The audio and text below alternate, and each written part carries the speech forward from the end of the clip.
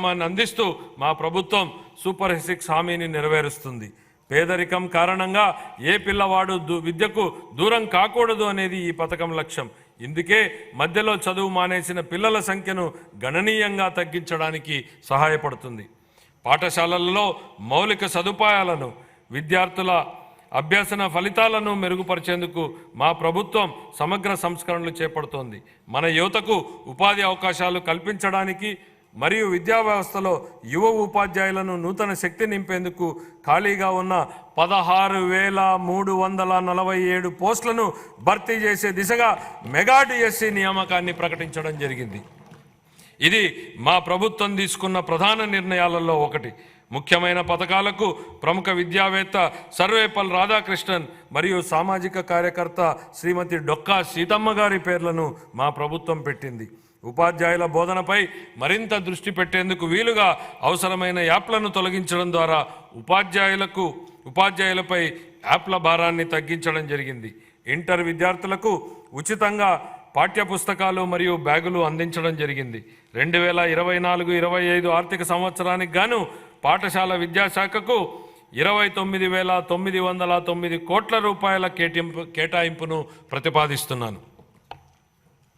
ఉన్నత విద్య స్వర్ణాంధ్ర విజన్ 2047లో భాగంగా మా ప్రభుత్వం రాష్ట్రంలోని అన్ని విశ్వవిద్యాలయాలను బలోపేతం చేయడానికి, ఖాళీగా ఉన్న పోస్టులను భర్తీ చేయడానికి జాతీయ సంస్థాగత స్థాయి చట్రంలో అత్యున్నత స్థాయి విశ్వవిద్యాలయాలుగా అవతరించడానికి చొరవ తీసుకుంటోంది. అమరావతి, తిరుపతి మరియు విశాఖపట్నంలో కనీసం 3 విజ్ఞాన నగరాలను ఏర్పాటు చేయాలని మా ప్రభుత్వం లక్ష్యంగా పెట్టుకుంది.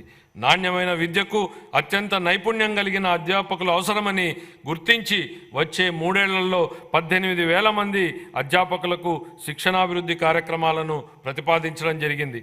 2024 డిసెంబర్ నుండి 2.5 లక్షల మందికి పైగా విద్యార్థులకు వృత్తి శిక్షణను సులభతరం చేయడానికి NASSCOM, future skills, EduSkills, Salesforce, Microsoft వంటి ప్రతిష్టాత్మక సంస్థలతో మా ప్రభుత్వం అవగాహన ఒప్పందాలను కుదుర్చుకుంది.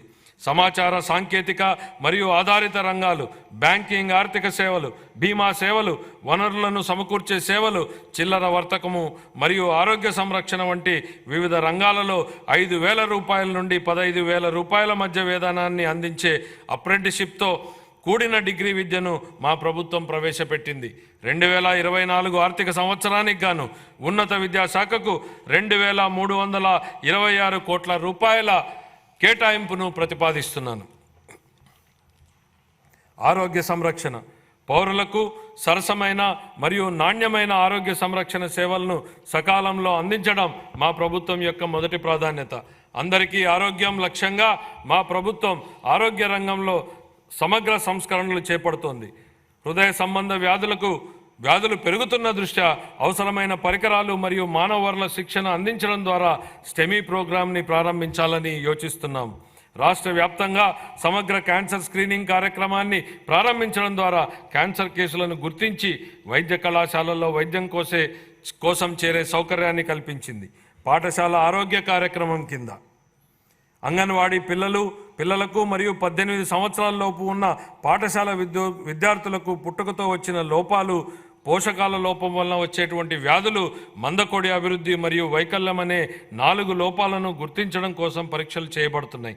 రాష్ట్రంలో ప్రాథమిక ఆరోగ్య కేంద్రాల నుంచి సాధారణ ఆసుపత్రుల వరకు అన్ని రకాల వైద్య సదుపాయాలను మెరుగుపరచడం జరుగుతుంది.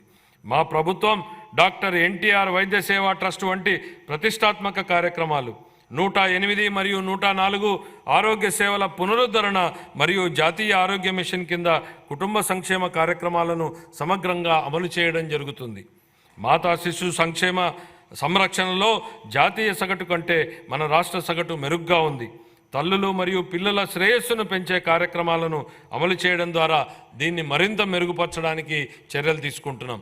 2024-25 ఆర్థిక సంవత్సరానికి కానీ వైద్య ఆరోగ్య శాఖ కోసం 18,421 కోట్ల రూపాయల కేటాయింపును ప్రతిపాదిస్తున్నాను. పంచాయతీరాజ్ మరియు గ్రామీణాభివృద్ధి. మహాత్మా గాంధీ ఇలా అన్నారు, భారతదేశ ఆత్మ గ్రామాలలో ఉంటుంది అని. గౌరవ గౌరవనీయ ఉప ముఖ్యమంత్రి శ్రీ కొణిదెల పవన్ కళ్యాణ్ గారి సమర్థ నాయకత్వంలో స్థానిక స్వపరిపాలన నిజమైన స్ఫూర్తితో ప్రోత్సహించడం ద్వారా పంచాయతీరాజ్ వ్యవస్థకు పూర్వవైభవం తీసుకురావడానికి ఇప్పటికే మా ప్రభుత్వం చాలా కార్యక్రమాలు చేపట్టింది. ప్రణాళిక ప్రక్రియలో భాగంగా అన్ని గ్రామ పంచాయతీల క్రియాశీలక భాగస్వామ్యంతో ఉపాధి హామీ పథకం ఆమోదం కోసం ఆగస్టు 23న ఒకే రోజులో 13,326 గ్రామాలలో పంచాయతీలలో ప్రత్యేక గ్రామ సభలు నిర్వహించడం అనేది ఒక ప్రపంచ రికార్డు. మన రాష్ట్రంలోని అన్ని గ్రామాలలో సిమెంట్ రహదారులను ప్రారంభించడంతో కార్యాచరణ ప్రణాళిక అమలు ప్రారంభమైంది. స్వాతంత్ర దినోత్సవం మరియు గణతంత్ర దినోత్సవాల నిర్వహణ ఖర్చుల క్రితం చిన్న పంచాయతీలకు 100 రూపాయల నుండి 10,000 రూపాయలకు, పెద్ద పంచాయతీలకు 250 రూపాయల నుండి 25,000 రూపాయలకు పెంచి సర్పంచుల ఆత్మగౌరవాన్ని పునరుద్ధరించడం జరిగింది. స్వర్ణ పంచాయతీల కార్యక్రమం కింద పంచాయతీల అభివృద్ధికి ప్రభుత్వం దార్శనిక ప్రణాళికను చేపట్టింది. 2024 మార్చి నుండి పంచాయతీరాజ్ సంస్థలకు రావాల్సిన 15వ ఆర్థిక సంఘం నిధులను 998 కోట్ల రూపాయలను ప్రభుత్వం 24 ఆగస్టు నెలలో విడుదల చేయడం జరిగింది. గ్రామీణ పేదలకు సుస్థిర జీవనోపాధిని అందించడానికి మరియు గ్రామీణ ప్రాంతాలలో మన్నికైన ఆస్తులు సృష్టించడానికి మా ప్రభుత్వం మహాత్మా గాంధీ జాతీయ గ్రామీణ ఉపాధి హామీ పథకం కింద 16 శాఖల సమన్వయంతో వివిధ వినూతన కార్యక్రమాలని అమలు చేస్తోంది. 2024-25 సంవత్సరంలో ఇప్పటి వరకు 1.2 మిలియన్లకు పైగా కుటుంబాలకు 100 రోజుల వేతన పరిధిని ఉపాధిని పొందాయి. ఉద్యానవనం, సేద్యపు కుంటలు, పశు సంవర్ధక ఆవాసాలు వంటి ప్రాజెక్టులతో పాటు పైకప్పు నీటి సంరక్షణ, ఇంకుడు గుంతలు, చెక్ డ్యాంలతో పాటు సహజ వనరుల నిర్వహణ ప్రాజెక్టులు చేపట్టడం జరిగింది. గ్రామీణ ప్రాంతాలలో ప్రతి పేద కుటుంబాన్ని పేదరికం నుండి బయటపడేట్లు చేసేందుకు మా ప్రభుత్వం కట్టుబడి ఉంది. ప్రధానమంత్రి ఉపాధి కల్పన కార్యక్రమం, ప్రధానమంత్రి సూక్ష్మ ఆహార సంస్థల అధికారీకరణ, ప్రధానమంత్రి స్వనిధి పథకం మరియు ప్రధానమంత్రి విశ్వకర్మ వంటి వివిధ కేంద్ర ప్రభుత్వ రాయితీ పథకాలతో అనుసంధానం చేయడం ద్వారా స్వయం సహాయక బృంద సభ్యుల జీవనోపాధికి మా ప్రభుత్వం కార్యక్రమాల మద్దతును ఇస్తున్నాయి. ఈ వినూత్న కార్యక్రమాల అమలు ద్వారా స్వయం సహాయక బృంద సభ్యులు ఆదాయాన్ని పెంచడంతో పాటు అనధికార ఉపాధి అవకాశాలను పెంచడం కూడా మా ప్రభుత్వం లక్ష్యంగా పెట్టుకుంది. అదనంగా ఓపెన్ నెట్వర్క్ డిజిటల్ కామర్స్ను ప్రోత్సహించడం ద్వారా మా ప్రభుత్వం స్వయం సహాయక బృంద మహిళలకు వారి వ్యాపారాలను విస్తరించుకోవడానికి వీలు కల్పిస్తోంది. వారి ఉత్పత్తులను మార్కెట్లకు చేర్చడానికి విస్తృతంగా అవకాశాలను కల్పిస్తూ మరియు వారి అమ్మకాల సామర్థ్యాన్ని మెరుగుపరచడంలో ఇది వారికి ఉపయోగపడుతుంది.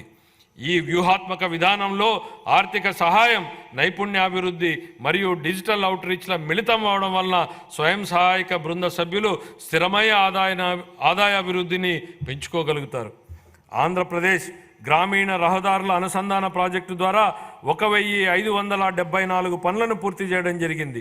ఈ ప్రాజెక్టు 2,134 ఆవాసాలను 2,855 కిలోమీటర్ల రహదారులతో కలుపుతుంది.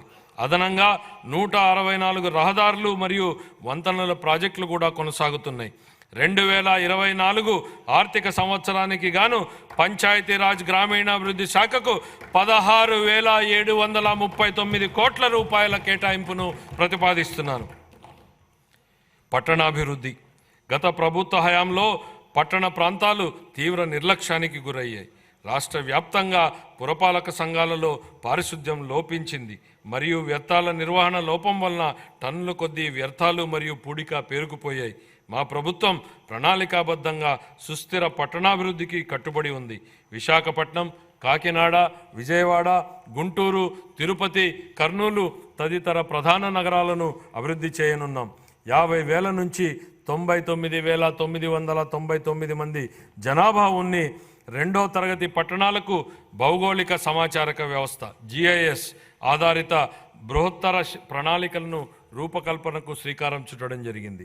అమృత్ 2 కింద జల